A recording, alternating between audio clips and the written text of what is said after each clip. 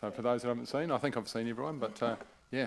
So anyway, great little breakaway, very privileged, and as just for the record, I was planned well before I knew I had this role, so anyway, I'll talk more about that soon in my Mayoral message, but I'm just going to kick off with an opening prayer.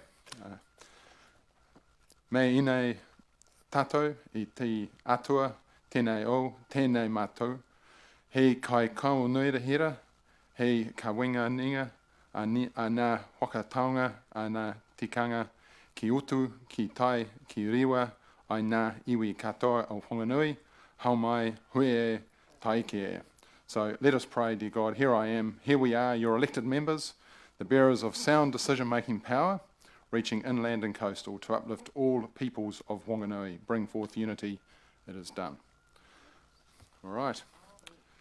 Okay, so, and welcome to the contingent at the back there. So, your turn is up very soon. So, might as well come in and join the party in here. So, great.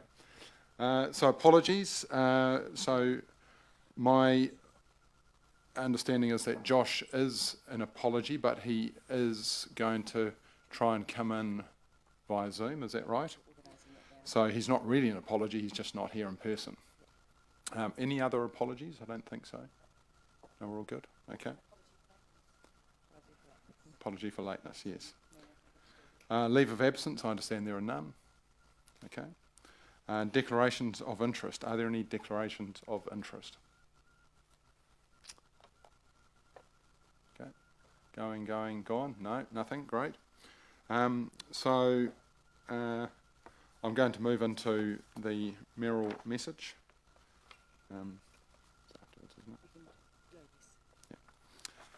So first of all, thank you to Deputy Mayor Helen Craig for stepping up over the last few weeks. I said that you could run amok, and I think that hit. A month.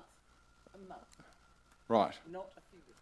Could I just over the last few weeks, whatever the definition of a few is, but 5 weeks, yeah, a long time. So thank you very much. The Mayoral robes and chains, I think, have been used well and often, and more than I have. So that's great, and it's reassuring, I think, to have Helen, as a deputy mayor, step up so ably, and so I really do appreciate that. As for the trip, first of all, it was a privilege to be able to get away, as I said, with my family. It was probably the last time as the 5 of us, 3 kids and my wife and I, could actually get away as a family. We've left one of our children over there, who's having a great time. He's having a gap year. But as I mentioned, it was a long planned and saved for trip. We saw a lot, and as for highlights, people ask me, it's very difficult to able to answer that. In general, the food and the people and the buildings. I mean, the buildings were incredible. Food was great, and people just it's a different world, and it's great to be inspired by going somewhere else to see all that.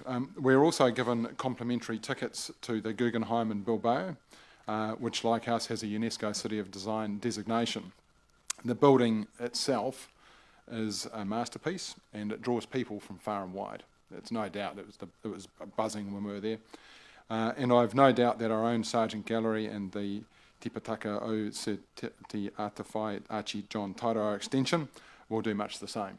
And I know there are some in the community that are critical of the Sargent and that kind of thing, but I think there is also many people that are in favour of it.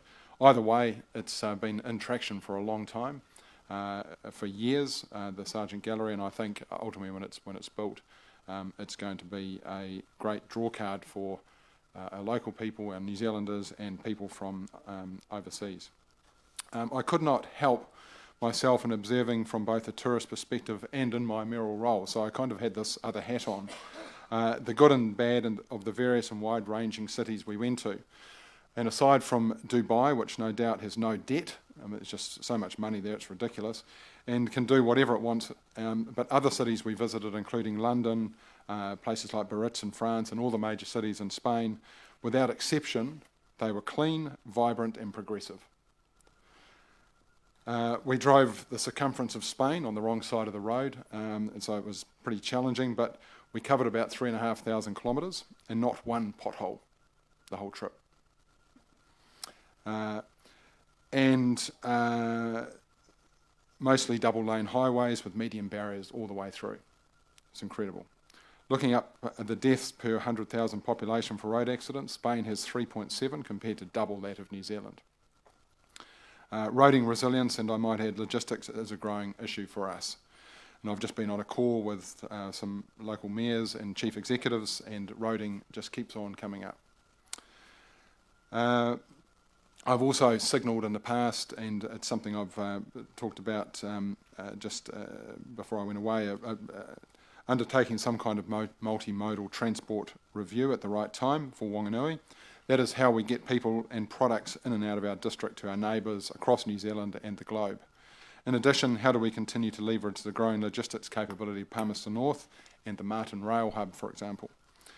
The other observation that I had was from a health and social perspective. So what I noticed that obesity was not prevalent, albeit smoking was. So they probably equal each other out from a life expectancy and quality of life perspective. But you know, I don't know what it is, but it was people were well dressed and walked with urgency, and it was interesting to see. My discussions with my European friends around social division was remarkably consistent with us, and their observation from New Zealand from afar is that they see this as well. However, there is no better observation than when you're living in a society itself to observe that. Social division is an issue which permeates and manifests itself across a range of subjects now, not just one or two. It seems to be across everything. It seems that if one has a view and another has a different view, whether on social matters, political viewpoints, or conscience matters, then there is an automatic repellent against that. As elected members, I hope we are better than that. More so, how do we role model placating, accepting, and having conciliatory behaviours that set the benchmark for our society? On Sunday, I had reason to sing the second verse of our national anthem at an Anzac Day service. The writer of our anthem was perhaps prophetic. I won't sing because I can't, and you probably all leave the room, but there are here a few words of the second verse and a selection from the other third, fourth and fifth verses. Yes, there are 5 verses for our national anthem. So the second verse says, "Men of every creed and race gather here before thy face, asking thee to bless this place, God defend our free land. From dissension, envy, hate, and corruption guard our state. Make our country good and great, God defend New Zealand." And a line from verse 3, "Let our cause be just and right." From verse 4, "May thy blessings never cease. Give us plenty, give us peace." And a line from verse 5, "Guard her in the nation's van, preaching love and truth to man." So we find phrases such as free from dissension, envy, hate. Let our cause be just and right. Give us plenty, give us peace, and preaching love and truth to man. These words for me are now an aspiration for our society. And I find that we're often focused, as we should, on what we do with our rate funds or from our government funding. However, building a community doesn't necessarily need to cost money.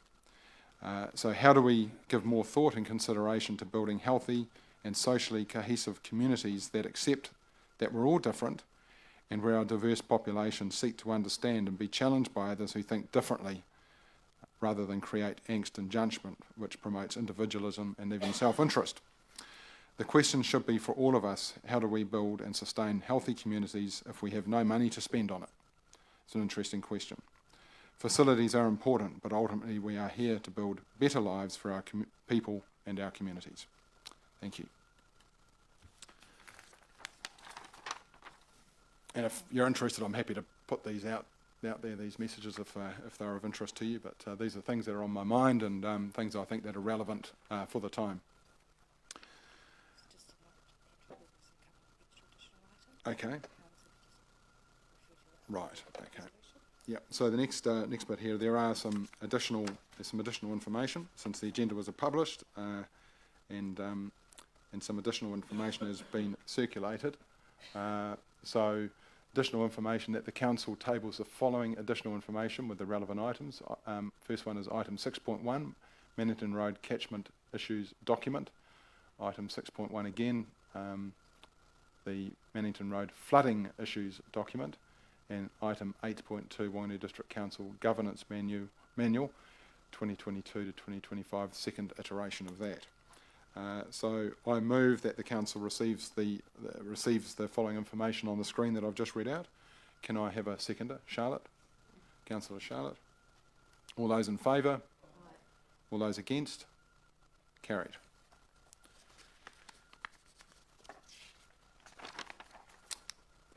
Right. So moving on to agenda item 6.1. So welcome to the contingent that is Vicki and Stu Tomlin, and it'd be great if you could introduce yourselves, and I'm assuming that not all of you are going to speak, some of you are here to observe, and so thank you for being here. Basically how we do this, we've got 10 minutes for you to present, and then we'll have 10 minutes for some questions. So how does that sound? Yep. So you might need a couple of chairs up there.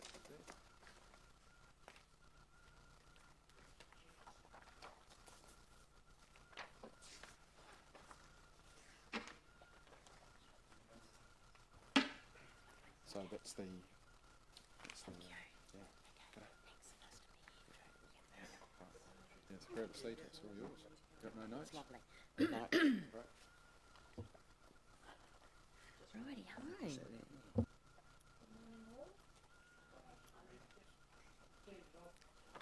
Oh, yeah, Just when the leave light. it. Oh, yeah. That's Okay. it. Yes, talk. No, you're good. Good morning, So it's all. all yours. So yeah. Thank you. I'm Vicki Tomlin, and we're here today to present our issues with our flooding. So Just turn the microphone around a bit. Yeah, and my name's Stu Tomlin, and this has been an ongoing thing, as you'll find out, for many years. So, The presentation will tell you all. and we're lucky enough to have Richard Emerson on board as well as Jason to present that for us. Great. Well, thank you for being here once again. And yeah, and I've obviously a few of us visited your site, so we're familiar with the issues. And Lance Kennedy, who's our acting chief executive right now, is familiar with the subject as well. So yeah. Thank you. That's great. Right. Thank you. Okay.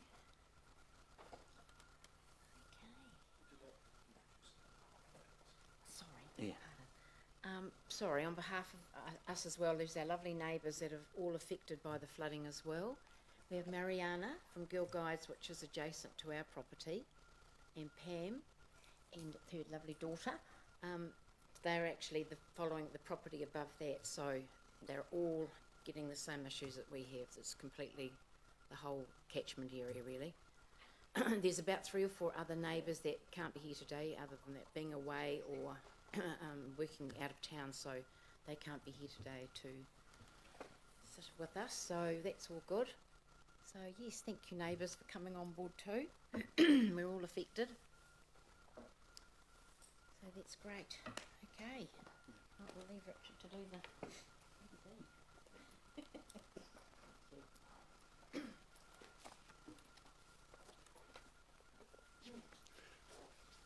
Good morning everyone, I'm Richard and I'm very pleased to be able to assist Stu and Vicki and the other neighbours in the Kingston Way, Mannington Road catchment.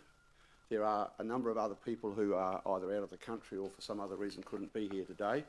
So what we've tried to do is to make the most of your precious time, and for that reason we've provided a hard copy of the PowerPoint presentation that you're going to see, and also the second document, which has this on the front, is a more in-depth discussion or conversation about 19 years of experience in what has proven to be an exponentially expanding problem since it first arrived around 2004.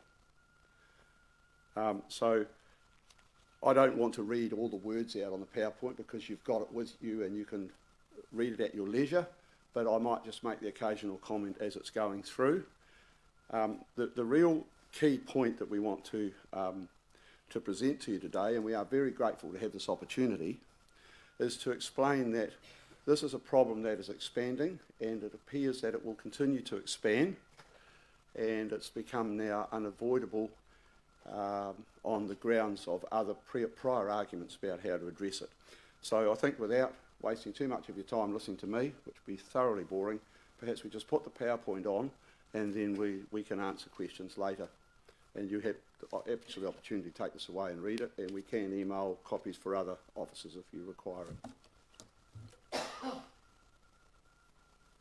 So this is just showing a photo of the flooding, probably not at its worst, but just on its way down, and you can just see Tomlin's driveway appearing out of the floodwater. That had already dropped in by probably a metre.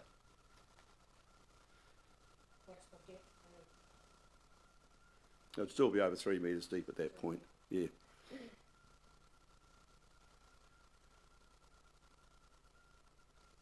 So this is to demonstrate how the property was in 2004. The property was purchased by the Tomlins in 2003. The left-hand photo shows that and how it was after they had developed the property a little bit.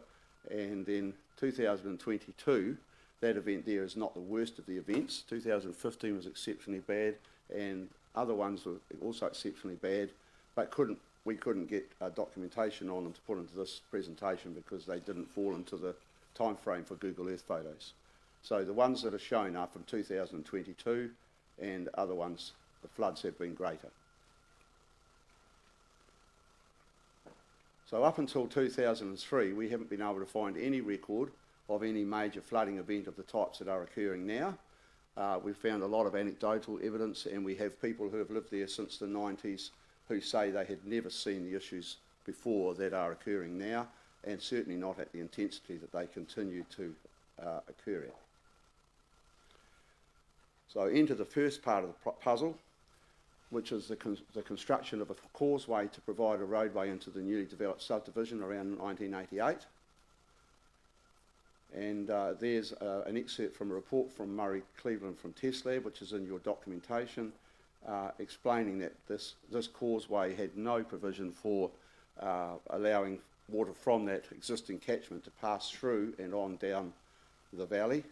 So effectively it's become a dam. And it's important, if you go and have a look, you'll see that the natural waterway is actually right at the top end of that catchment and runs around behind the existing houses on the lower part of Mannington Road. So there's basically nowhere for the water to go from when that was put in 1988. So this is out at Stu and Vicky's gateway, which is where the underground power box is for reticulation to their house. And in 2015 that was completely overtopped, causing them to have no power for 4 days and having to redo all their power connection. And at that point the water was perilously close to going over the top of the Mannington Road, Kingston Way intersection. And we haven't had any of the events that other parts of New Zealand have been having in recent times. If we do, watch where the water goes and watch what will happen.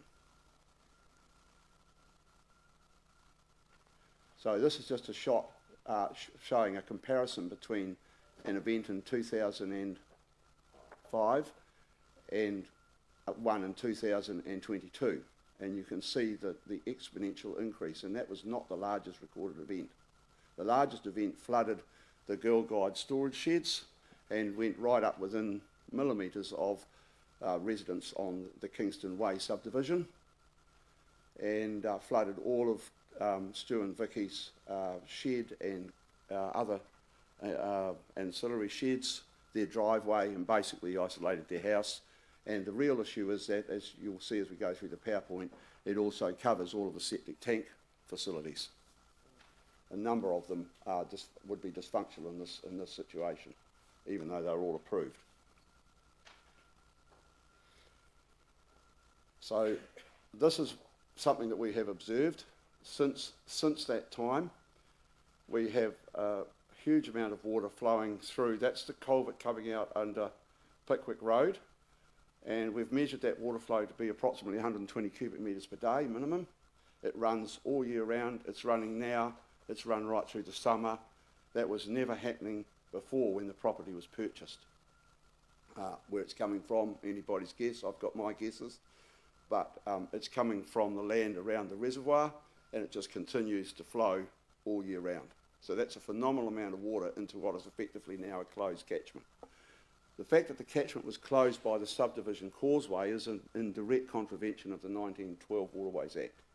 So there's some real historical issues here for, unfortunately, this council to deal with, because you've inherited that issue when you took on that subdivision. So this photo is taken yesterday. We've just had some reasonably good fine weather, and if we just push the button, we'll be able to. Can we just play on the video, and you'll see the water flowing there. That's the water that is flowing now. There's no rain, nothing's happening. That water's flowing continuously. The paddocks around that area are saturated. The paddocks immediately under the reservoir are saturated. The lady in that home, who can't unfortunately be here today, is unable to do anything with her property. This has been going on for quite some time. That would flow probably through about a 100 mil pipe continuously. So it's a feat of impossibility to get that water to drain away through any kind of natural seepage. There's a lot more evidence too if anybody wants to see it. So another contributing factor since 2003 was that Waikotahi have put in a continuous concrete curb and channel down the side of State Highway 3 running from Mannington Road down towards Pickwick Road. The effective result of that is that it catches all of the water off the highway, which is a massive catchment area in itself, and it disposes it here at a sump which is sitting in the ground there where Stu's standing, and this is in 2012. At that time, when they were doing the road, all of the water that was gathering in the little pond at the time at Tomlin's turned milky white, and you could see that the water from off the shell rock that was on the road formation was coming straight through the catchment, overflowing the catchment sump and the soak hole that was there, which was clearly inadequate, and running straight into the closed catchment. And here's a situation in 2012, which Stu's photographed, where the whole soakage pit system has clearly failed, and all of that water is just dissipating down through the closed catchment. So all of these events are actually exponentially expanding the problem, and they've all happened since the Tomlins purchased their property, and since the Girl Guides have been operating. For how many years have you been? Yeah, 100 years worth of time out there, never seen this before, and now this is a regular ongoing occurrence. So the land cannot cope with the amount of water that it's expected to soak up. It can't do it. Sorry, Richard, just a quick time check. There was 10 minutes, so I'm going to extend that a little bit more, but obviously I want to make sure we've got time for questions and balance that against... That's right, that's just about there. Yeah, okay. So these are the people, this is a list of all the people that we've engaged who have all given reports that all confirm the same thinking about what's going on and what the options are, and you can read those at your leisure. This is a picture of people at the Girl Guides, children at the Girl Guides by the water. This water is now E. coli infected and is effectively a public health hazard. I want to stress that this issue, which has always been seen as a personal issue for the Tomlins, is not in fact a personal issue for the Tomlins. It is a subdivision-wide issue, and it's a public health issue which has been verified and notified in writing to the council by the public health officer. So it's a serious matter, and we have several anecdotal photos of kids playing around with the water, which is, I think, a pretty stressful situation. The Girl Guides are affected and can no longer run their operation the way they would like to run it for this reason. So basically we have no facility, no camping, no facility to carry out all the operations that the Girl Guides have been involved with here in Whanganui for over 100 years. So again, it's not just a Tomlin issue, it's a wider community issue. The residents are advised and have been advised that in the light of the historical data that we've been able to gather, the arguments to date justifying no action to assist would not stand under rigorous public and legal scrutiny. And I think that's a really salient and serious point, that this is where this inevitably ends up, because it is a public issue. And I have deep respect for the council and for the officers and the councillors of the council, but we really need to take this seriously. It's not about one person buying a property, it's about a public health issue that's not going to go away without intervention from the council, because without the council there is actually no reasonable means of fixing it. And we do thank you sincerely for the opportunity to present this to you. We really respect the opportunity. Thank you. Thank you, Richard, and thank you very much, all of you, for being here today and giving us, I guess, a quick summary of what's been a long-standing issue for you. So we're here and we hear you, and obviously I've been to the site and we're familiar with the issue. So I'm going to pass over to, so I think Charlie, you had your hand up first. Obviously I've got to bear with. Thank you, Richard. And Tomlin's, Richard, by putting a pipe through that cutting, the fill, with a water valve on the end of it so you can control the flow, would that be a satisfactory solution? We believe that it would be, but I've been in a significant conversation with the current CEO, who is an engineer in his own right, and he believes that there are certainly options to do that they are exploring, and I understand he's preparing a report for the council. The difficulty is that that's quite an extensive civil job. The problem is we're faced with the conundrum that there is a long-term solution, and that is certainly the way it would go because it's a naturally worked solution. But the problem is there is an immediate problem. Every time there's a major rain, this waterway rises by at least a metre. So the CEO has kindly arranged with the officers at the moment to help us to come up with an interim solution, which at the moment is all at the expense of the Tomlins for power and pumping and everything else, because we have no other way of actually engaging with the council to get that support. If we don't get that done, I'm afraid this problem will exponentially expand and it will become even more major than it is now. So at the moment I'm assisting the Tomlins and the other residents to find an interim solution with the council's help, but basically it's all at our own expense, which I feel is unacceptable. Is my understanding correct that a previous infrastructure manager inspected it and did consider putting a pipe through there with a valve on it to be a simple fix, but it wasn't done? It wasn't done because the height that they set it at addressed the immediate issue of the septic tank on that property only, but didn't address the issue of the flooding and would have actually only been a partial solution. And the amount of water that's now demonstrated to be there demonstrates unequivocally that assessment was correct. The pipe needed to be at a lower level. So that's a positioning of the pipe at a level that allows everything to run properly and deal with issues for other septic tanks from other properties and the flooding at Tomlin's, as not just focusing only on the Tomlin septic tank. Thank you. Councillor Rob? Thank you, Richard. What's the number of properties that are around this particular problem? I believe the exclusive brethren own quite a bit of land there and are wanting to develop. What's the extent of the properties around there? Is it 10 or 15 or? Well, there's a significant, you can go on Google Earth and count the number of houses that are in the actual catchment, Yeah. but one of the big problems that has occurred is a whole range of property developments have occurred in the catchment above there on the other side around Pickwick Road. They all discharge into that area. So if you look at John Philpott's report in there, who's a hydrologist, you will see that the extent of all of the runoff from the stormwater from those properties, every time they wash the car, every time it rains, you will see the extent and the resultant impact on the catchment. And this is all added water to the catchment. So from a legal point of view, I'm sure you're all aware, if you purchase a property and a certain amount of water runs in there, that's your problem. But if that water exponentially expands, it's the problem of the people above to deal with the issue. That's the law.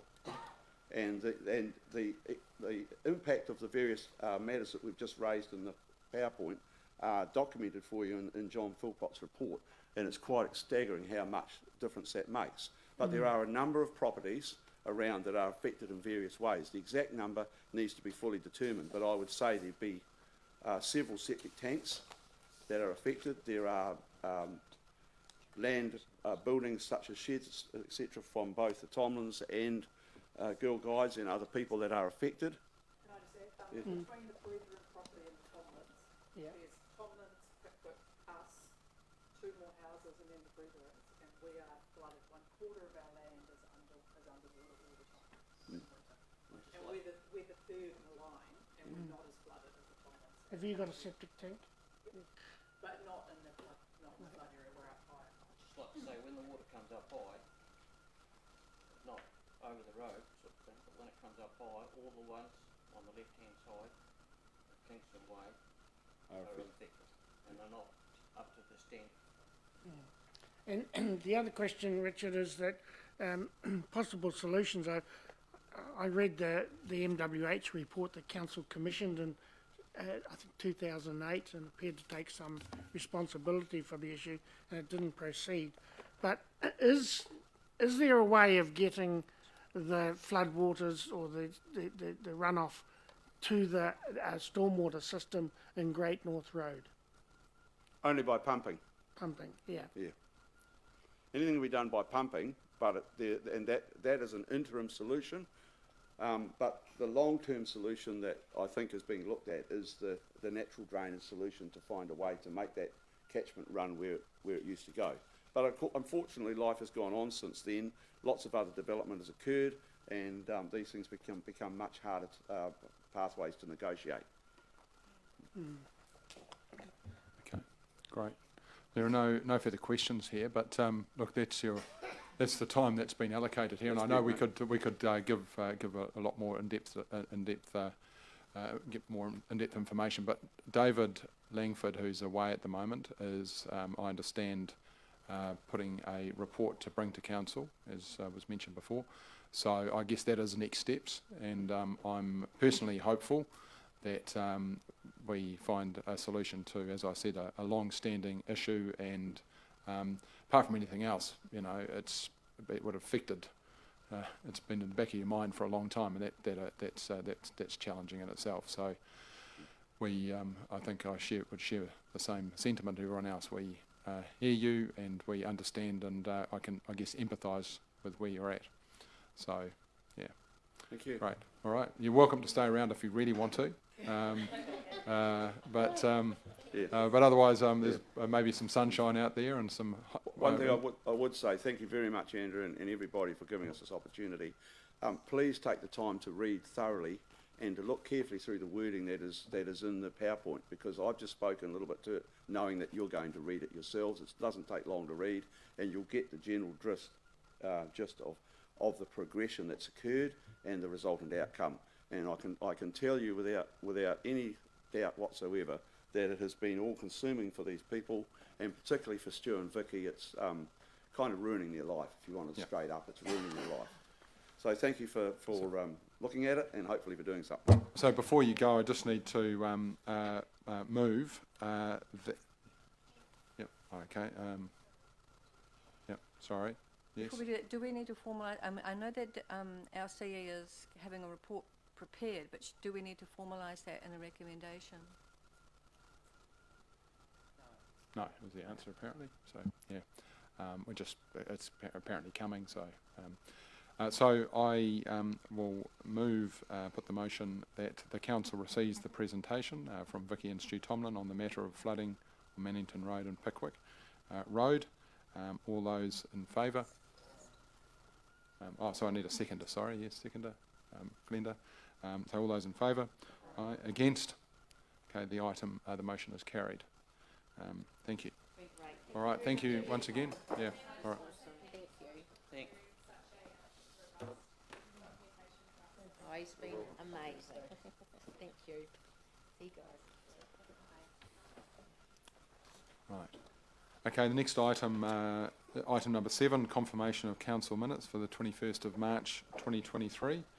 I'll put the motion that is on the screen that the minutes of the council meeting held on 21st of March 2023 are confirmed as a true and correct record. All those in favour? Against? Oh, sorry, a seconder. I forgot the seconder again. Councillor Ross.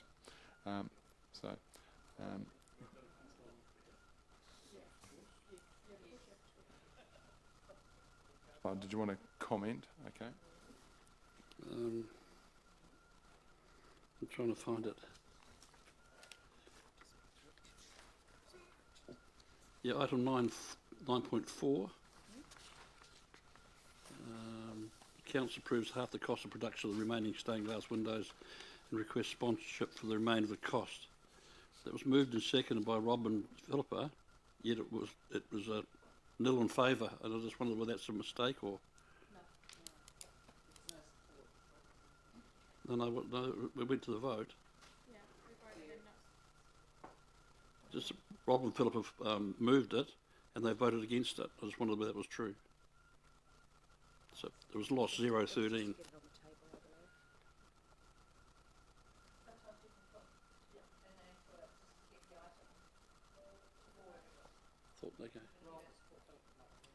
Thought voted for it. I think there was a series of amendments there of different propositions, and that doesn't reflect it. The whole conversation was there. I simply voted against the final one, but was in favour of earlier ones. Yeah.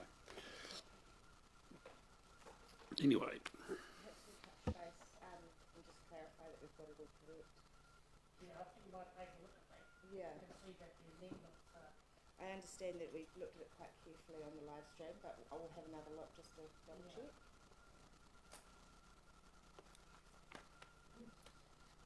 Right, so we'll, given Charlie, thanks Charlie for that, so I'll go back to all those in favour? Against? Okay, motion's carried. Right, we now move on to item 8.1, Whanganui Roading Alliance Budget Forecast 2022-2023. So I'd like to invite David Lane and Sarah Hagan to the table. Thank you.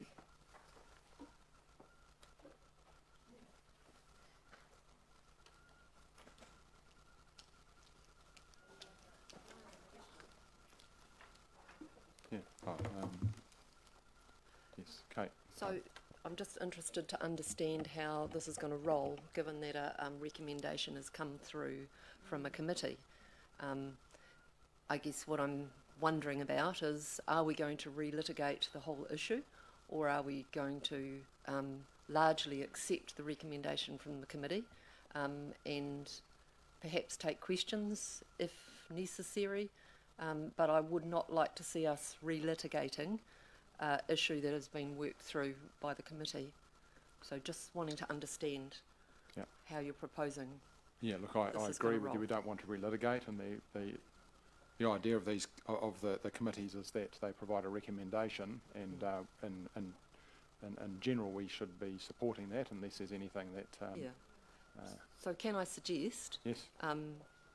Rather than ask David and Sarah to run us through the issue, just perhaps you might just take questions. Straight to questions? Yeah. I'm happy that they give a brief summary just to bring people into the conversation, and if that's okay with you, just to briefly summarise it, because we've just had a conversation about Mannington Road, and I think it's good to have some context to frame this conversation before we get into questions, if that's okay. But yeah, I hear you, but keep it brief. Yeah. Oh, and sorry, before you go, I see Councillor Rob has got a question as well. I'm pleased that Councillor Kate has raised that, because it applies later on to the report that's coming through from the Operations and Performance Committee on the, it's in the confidential, but it's on the airport roof, and it's already an item that's been before Council. I totally support what Councillor Kate is saying there, because I think the process is wrong here. The way the committees are supposed to work is the committees make decisions and then it's ratified later by Council.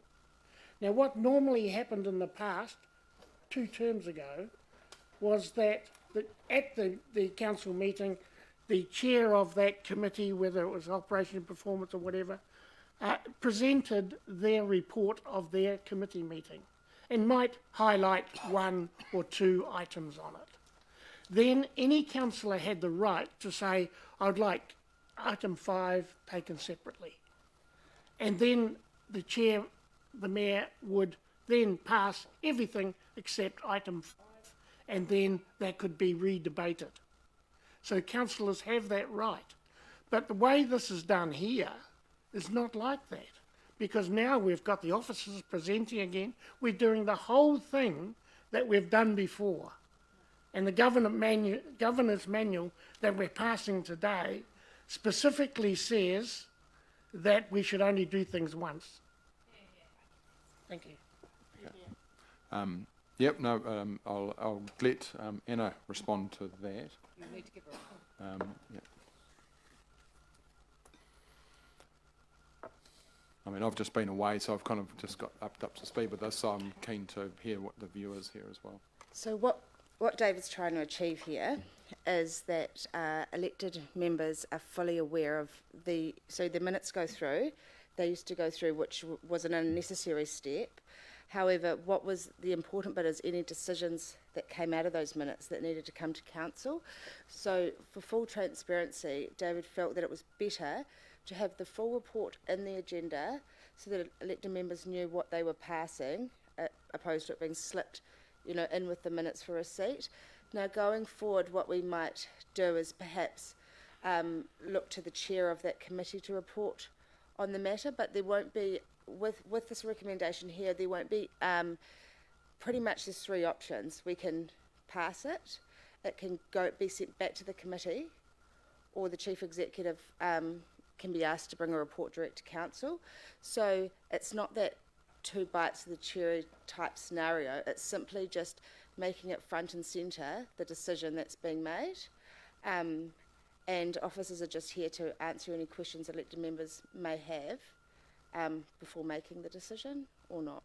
Yeah, but how do you choose which one you're going to re-debate? I mean, on the agenda of the operations and performance, there's quite a number of items. They're not all here. No, so So why pick one? so it's based on delegations. So it's based on what needed to come to the council for approval. So some of them can be made at a committee level, and then that's done, and some have to come up slightly higher, and those ones there which are on the agenda, and you'll see in the item, at the top of the item, it's noted that the committee endorsed the decision and what that decision was, and it's simply this is to council for a tick-off. Yeah, I think this needs to be taken further and discussed later. I don't think this is probably No. the forum to take this further, but I think there is some discussion to be had about how these agendas are put together. This is very early in our term, and there's been some changes here, and I think they need to. Yeah, okay, look, obviously this is the first time I think we've had a committee, the committees are only just started, so this is the first time we've had this situation, so I will leave that with Anna to take away and to come back to us on. Councillor Jenny, quick question. Thank you. So, point of clarification, perhaps to Anna, are the minutes of the committees no longer going to come to council? That's the intention, yes. And based on what, whose decision was that, based on what reference? So, based on best practice, most other councils don't send the minutes for receipt to the governing body, so to the council. They go to the next committee meeting to be confirmed as a true and correct record, and then put on the website straight away. So really, we're only pulling items out of that agenda that are needed to come to the council. Okay. So it stops clogging up the agenda with all the pages as well, and the members of the public or whoever want to reference those minutes can go straight to the website in a timelier fashion and have them there to read. So it would be really helpful for councillors when these changes are made that councillors are informed of what the change is and why, because Yeah, I then agree. it will avoid discussions like this. And then the next comment is when we are in committee and we have an item that is going to come to council, can we make it really clear at that time that this is one of the items that is going to go to council, so that when that committee finishes, we know that there's 3 items going forward to council, the rest is done. Right, sure thing. So we identified in the that the committee recommends to council, but what we could do is just make it slightly more prevalent, perhaps in just a sort of a statement on the top of the item, or something that this is going to go to council. Because without notifying us that we're no longer going to have the minutes, that didn't really have any materiality in our thoughts, Right. whereas it actually was a signal that we weren't Yeah. aware of. So Thank you. we can do that. We can do that going forward, Jenny. And Councillor Helen. Thank you. Look, I don't want to belabor this. It's clear there's been a miscommunication. I just want to make it clear there's nothing wrong with this process. This was actually something that was agreed. It's just obviously not gone, stuck in people's heads. So the clarity needs to be there. So now most of the committees have got a lot more power than they used to actually approve stuff. End of story, you make your decision. There are some things that are outside of their delegation and they must come here for ratification. So these are those few items that we have on the agenda here. So you've already litigated this item and some of the others on the agenda. So the idea is that you probably don't have any questions. You're probably really comfortable and this will basically be a yes/no. But the point is, if you're not comfortable with the item, if there is something in it, you absolutely should question. This is about a second bite at the cherry. If in the meantime you've thought, actually, I think we missed this important part. So this is still a really important time for you to question the item if you have subsequent question from the time that we first of all looked at it. So I just wanted to make that clear. All right? Thank you. Thank you, Helen. Right, so back to you guys, so thank you. And Jenny, do you want to talk to this as well, or are you... You're on? Okay. So before you do, though, I'll pass over to you guys just to frame up and just introduce this and bring us back on track in regard to the matter at hand, item 8.1. Thank you, Your Worship. Councillors, it's my pleasure to present this report for a decision by the Council today. This really relates to the situation of a cost overrun within the roading activity area in association with the Downer Alliance contract. Primarily this has come about from factors raised in the report, particularly cost escalation and a number of emergency events, which is where most of the costs are increased. Very little has changed since the report was originally considered by the committee. We have been doing what we can to retrench and defer activities that are non-essential, and we will continue to do that for the remainder of the financial year. The amount that is envisaged in this report and by way of overspend is regarded as the maximum that would be required, and I'd recommend this report to the committee, to the council. Great. All right. Thank you. That's all. So, are there any nothing else to add to this report? Is there? I don't think. No. And so, do we have any questions or clarification from anyone? I see David.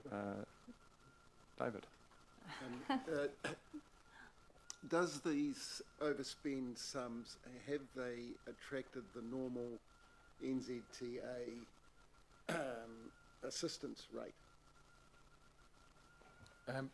I don't believe they will. It is normal that the NZTA places a cap on our program. For them, our program is a 3-year program, and so it is capped at a certain level, so expenditure over and above that level would be expected to be non-subsidised generally.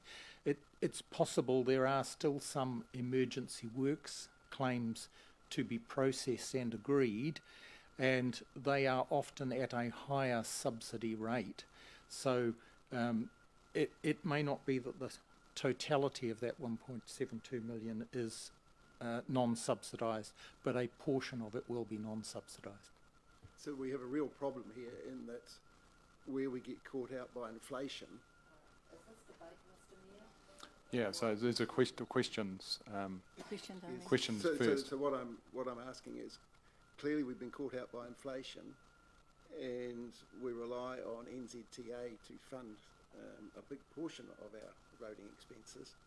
But in this situation, we're on our own. What's your question then? Are we? Do you agree with that? Yes. Yeah. Well, I think that question. I'm just stating that NZTA, once we go over budget, we're on our own. We're not getting the 61% top up from NZTA. I just think you need to be aware of that. Yeah, so, no, so we need to, I was talking to Anna yesterday, questions are question time and all questions of clarification, so it starts with a why, when, what, where, how. So I'm not telling So you off, do David, you, but... do you agree with that statement?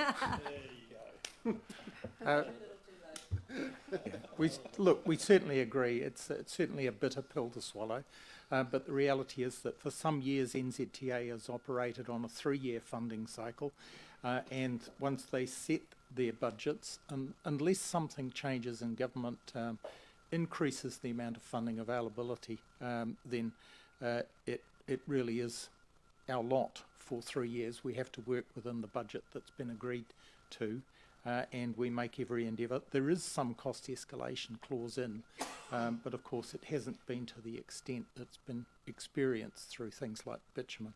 But it's the same for every council, and it's in fact the same for the NZTA's highway operations as well. Everybody's in the same boat, and we have to cut our cloth to suit. Okay. Great, thank you. Councillor Jenny. Thank you. Question. My question starts with could. It's around the recommendation. First of all, it was clarified there that this is their maximum required, but could the recommendation state up to 1.72 million as opposed to a specific 1.72 million?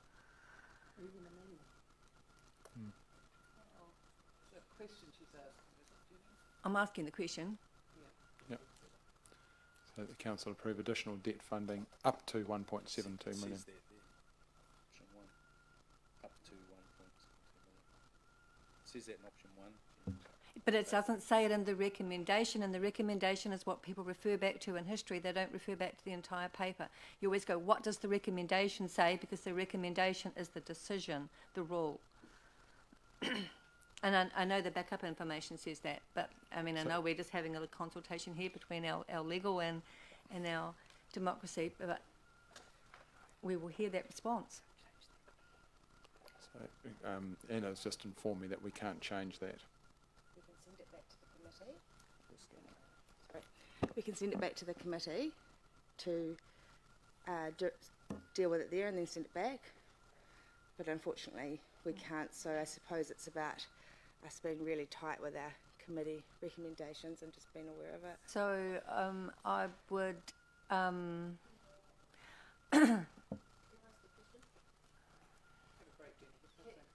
we not put the recommendation, let it fail, and then put another recommendation up? No. No. So I would say there's a flaw in the system. I'm highlighting that I believe there's an absolute flaw in the system. That something has to go back and wait for another complete 6-week cycle to get back here for decision when we just want to wordsmith that. So I think we need to look at that further.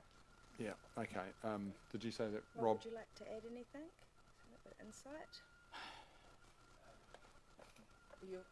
Could you go to the you'll microphone? need a microphone, please. I'm reluctant to give you legal advice.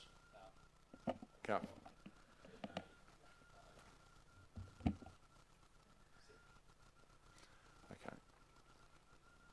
Okay. Sorry, I will ask another question. So what is the process that's precluding us from letting this recommendation fail and then putting up another recommendation? What is the basis for that? The basis is that the report and the recommendation or the resolution was made at a committee level, so it needs to, if it fails, it'll need to go back to the committee, or we can ask for a report to come to council. Can I suggest again? I mean, the fact that it's come with a report in its own right might be, I would have thought, would allow us to put our own recommendation. Can I suggest perhaps we take a 5-minute adjournment and we might be able to get a bit of clarity around this process? Sure. Yeah, because it doesn't make sense to me to wait for 6 weeks, right? Yeah. I get that. So let's... Yeah, Andrew, we've been told that the reason that this has come to council is because of beyond the delegation. Now, if it's beyond the delegation of the committee, the operations and performance, it shouldn't have been at that committee. It should be here. This item should have come straight to council, discussed, and shouldn't have even gone to the committee if it's not within their delegation. Okay, yeah. So 5 minutes, so maybe a quick coffee break as well, and we'll discuss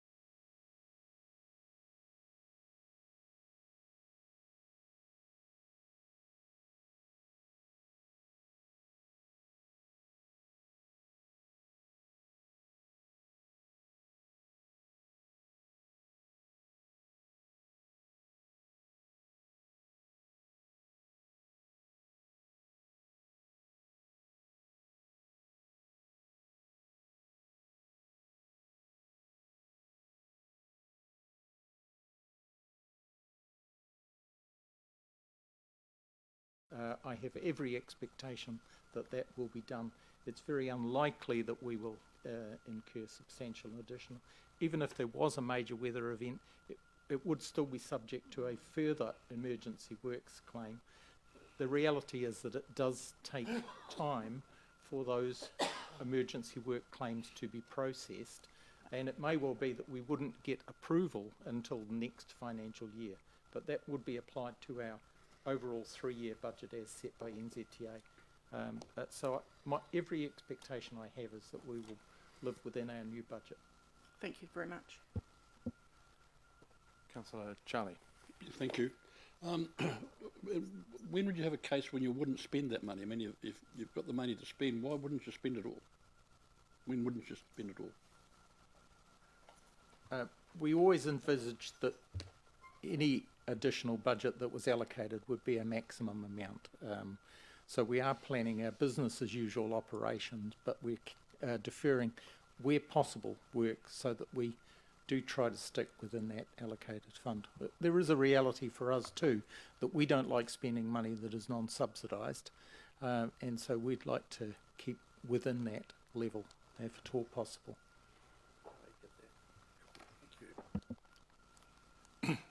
Councillor Ross. Thank you, Your Worship.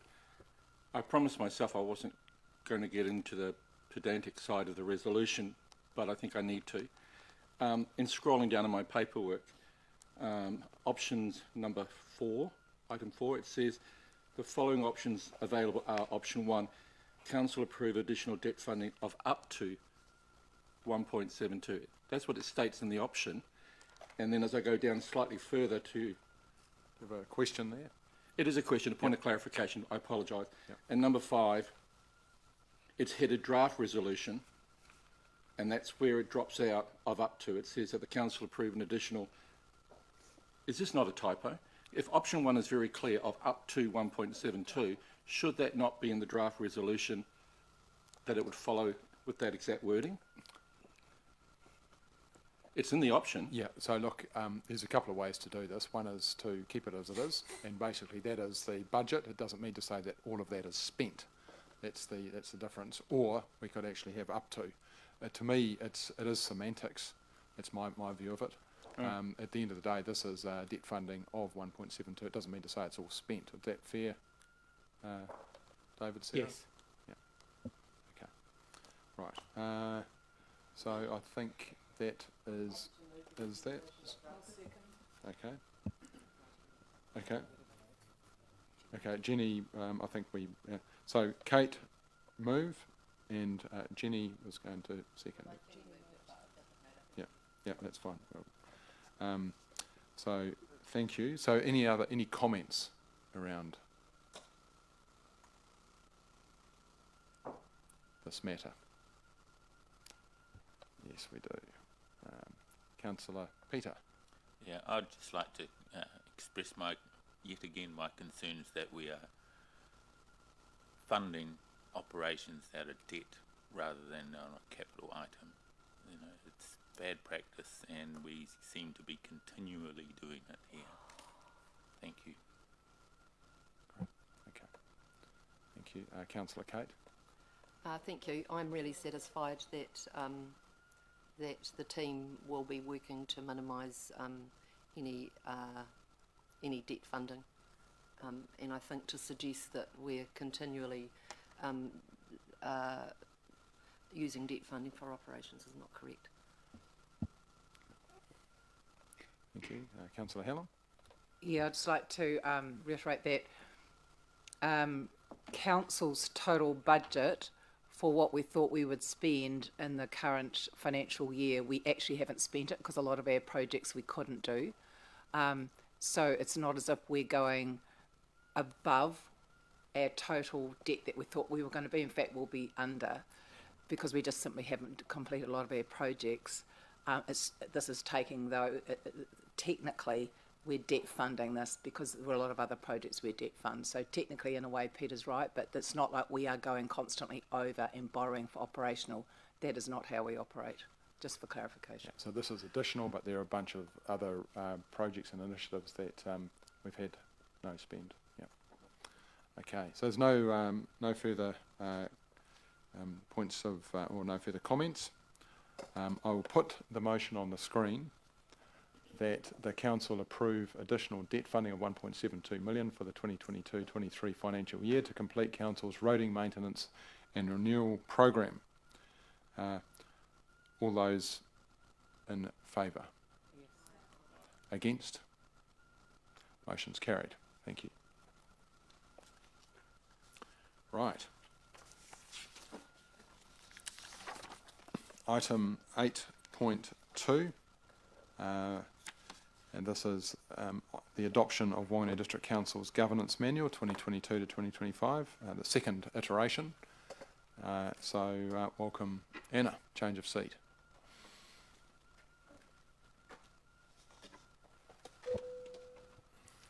Hello, councillors. So I'm presenting the second iteration of the governance manual, which includes the advisory boards, the aspirations and projects committee, and the community funding grants subcommittee. So these have been circulated prior to this meeting, and there's been some feedback provided by the chairs. So I'm presenting it to you. I'm happy to answer any questions. Right, so questions, anyone? Councillor Philippa, questions? It's probably, I'll try and make this a question, but I have, rather than having to kind of speak to it, Anna, are you aware that I've just put forward some recommended changes which are in writing, and would you be prepared just to speak to those on the Sport and Advisory Recreation Advisory Group? That might also mean there could be questions around that before we get into the motion. Certainly. So I have them here. So people turn to, page 34. So people refer to page 34 of the governance manual if you have it there. The senior officer for these advisory groups is the CE David Langford, and looking at these here, I'm quite comfortable with the changes that you've made. We just want to add that in bullet point 1 for the Sport and Recreation Advisory Group, bullet 1, add at the end associations and individuals. Would you mind if I just read that out, just so for clarity? Certainly. Is it all right? I've got it written too. Okay. Would you mind, Andrew, if I just read it out in full? It won't take long. Just to Yeah, no, I think because it's a point of clarification, and I think that's fine. It's not. So look, Sport and Recreation Advisory Group, page 34. Sorry, I saw this a little bit late, or I would have put them forward earlier, but just some minor changes. But I will read those 5 or 6 bullet points out quickly. So bullet point 1, to support council's relationships with key sporting stakeholders, clubs and organisations in Whanganui, including Sport Whanganui, Sport New Zealand and local supporting clubs. I've added associations and individuals. Bullet point 2, to facilitate, is the only thing I've changed is just at the end is the word to doesn't need to be there. I think the word is to, isn't it? I've just crossed it out. So just to facilitate input into the development of future sporting and recreation related strategies by key sporting stakeholders. Full stop. Bullet point 3, to monitor the implementation, and I've added an action plan of council sport and recreation related strategies before they are reported to the Operations and Performance Committee. Bullet point 4 should go. It relates to waste minimisation. It's on the wrong advisory group. Bullet point 5, to consider and decide on officer recommendations for the allocation of grants or funds from the Sport and Recreation Grant Fund. Bullet point, full stop. I have added, I think this is quite important, it is intended to work closely and collaboratively with appropriate, where appropriate with those organisations. And the last bullet point's got no changes. Thank you. So I'm happy if there was any questions of Anna or myself around that, rather than we can go forward with the others. I mean, there's a lot read out there, so it's probably hard for people to comment on it unless they have, but you wanted to clarify what was in there, so that's fine. And I guess as the chair, it's kind of my just recommendation around those changes. I had put some of that forward to David, it just didn't, I think it just didn't quite make the paper. Okay, great. So around working with, I think some of these points we may, it is intended to work closely and collaboratively where appropriate with those organisations. I think if we put that as a note, that would be my only feedback. So if everyone's happy with that, I'm happy if we wanted to add minor amendment to the recommendation, I'm happy to make those changes. And I'm happy to move, and when it comes to it, to move the recommendations with the minor amendment added. Yep, so you're putting the motion and you're... No, I'm not. When it comes to it, I'm happy to move Right, that motion okay. with Sure, when minor it comes to amendments it. added, Yep, so that's which fine. would cover my amendments in this one. Thank you. Okay, great. Councillor Glenda. Thank you. I just have a minor amendment as well on page 37. The representative Whanganui Chamber of Commerce is now called Business Whanganui, so if that could just be changed, thanks. Certainly. Councillor Rob. The terminology that's used here, executive sponsor is always the chief executive of the advisory groups.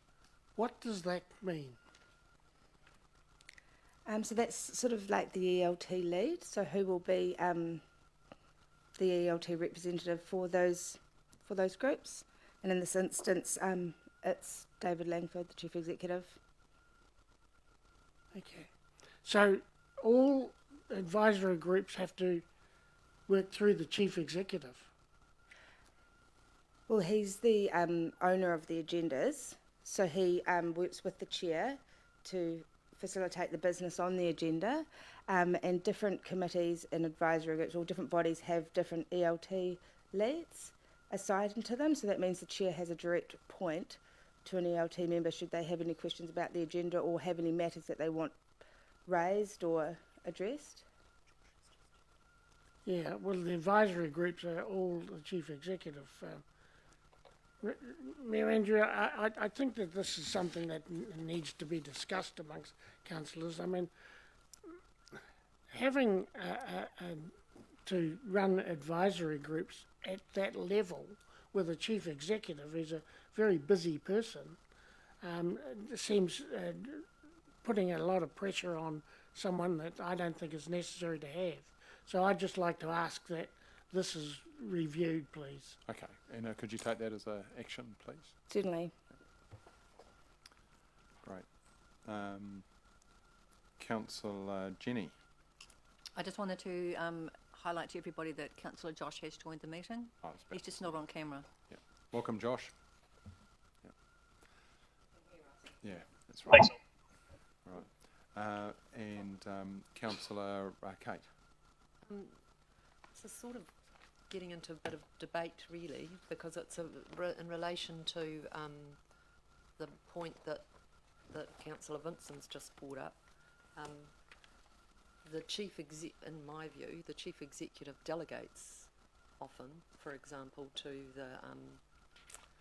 to Lauren Tamhana, the officer responsible for the Safer Whanganui reference group. So, I mean, I would have very little to do with the chief executive per se in relation to that advisory group. So I don't think it's an issue at all, actually. That depends which advisory group you're talking about. Yeah, it is a debate. No, I did say that at the start. So anyway, Anna's got it as an action to take away, and we can work with the various advisory groups to find out how that conduit works best, and we'll leave it at that. Councillor Rob, you've got a question? No? Okay, great. So, no further questions. I move that the Council adopts the second iteration of the Whanganui District Council Governance Manual 2022-25 with minor amendments and delegates those powers and responsibilities as listed in the manual as attached. B notes that Councillor Josh Shandalo Mackay has resigned as a member of the District Licensing Committee.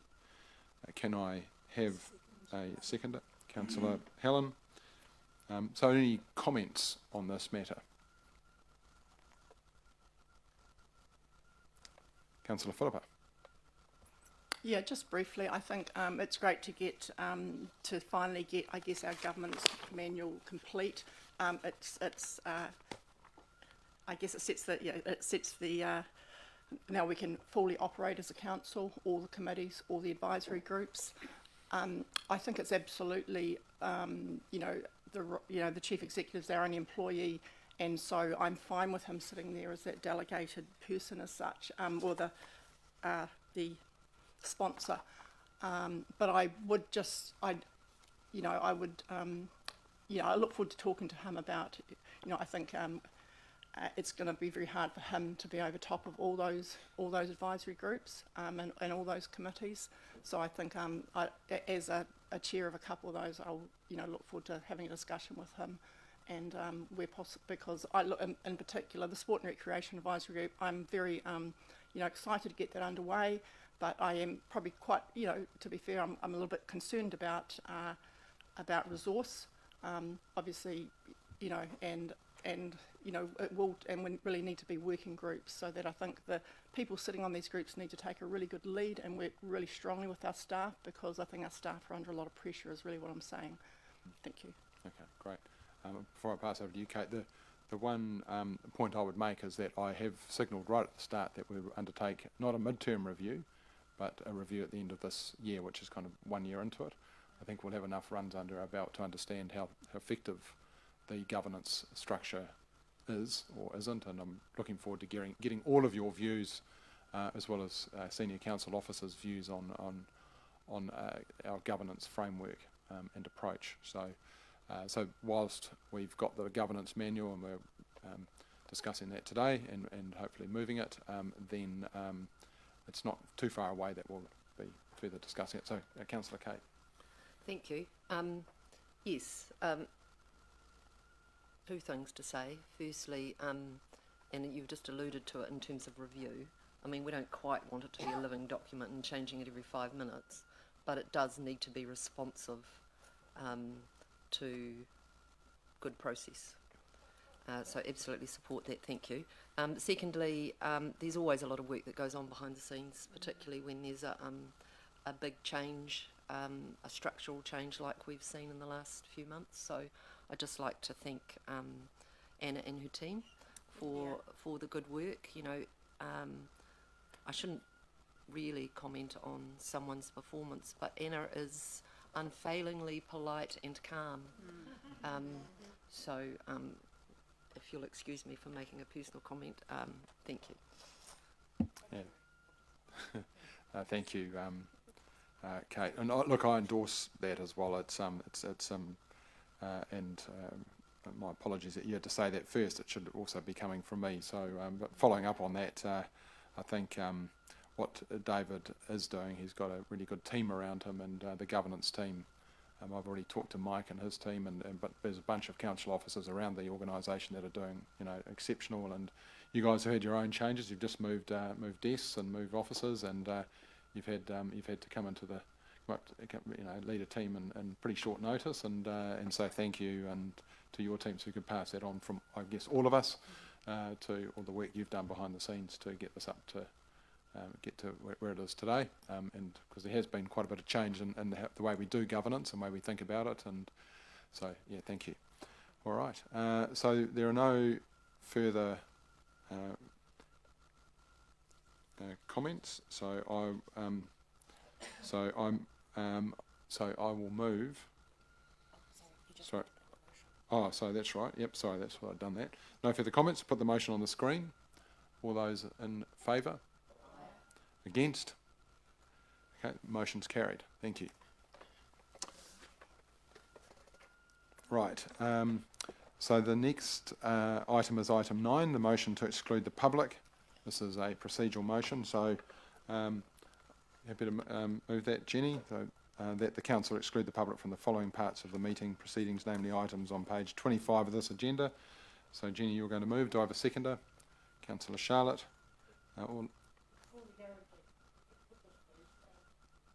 Can you put your mic on? Stated why this item needs to be in confidence. I know that there is a cost involved. The public should know the cost, they should know the work that's going on and that's needed at the airport. There's no commercial confidentiality that I can see, because there's only one business, one tenderer, and I seriously question why this is a confidential item. Okay, there are a number of confidential items, so I'm talking about the airport roof airport roof, yep, and the airport runway. the civil works, yep. So the report contains, I'm just reading out here, contains reference to commercially sensitive information about pricing and costs that could compromise negotiations if released. So, Can I suggest we do have this conversation in confidential, because the information can be released to the public immediately afterwards if we so agree. Okay. Yeah. All those in favour? Against? Okay, the motion is carried.